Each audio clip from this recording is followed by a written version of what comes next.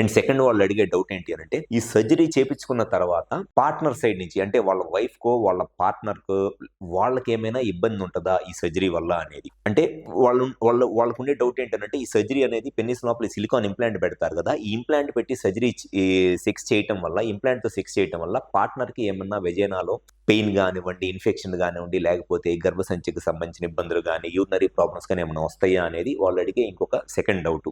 ఇది పేషెంట్ కానీ లేదా పేషెంట్ వైఫ్ పార్ట్నర్ కానీ ఇంప్లాంట్ సర్జరీ అయిపోయిన తర్వాత సెక్షువల్ గా మీరు నార్మల్గా సెక్స్ చేస్తున్నప్పుడు ఎట్లాంటి టైప్ ఆఫ్ సెన్సేషన్స్ లేకపోతే అవి ఉంటాయో ఈ సర్జరీ చేపించుకున్న తర్వాత కూడా అంతే ఉంటది. అంతేగాని ఈ సర్జరీ తర్వాత ఇంప్లాంట్ పెట్టి సెక్స్ చేయటం వల్ల పార్ట్నర్ కి ఎటువంటి హార్మ్ లేకపోతే డ్యామేజ్ ఎక్స్ట్రాగా పెయిన్ ఎటువంటిది ఏమీ ఉండదు.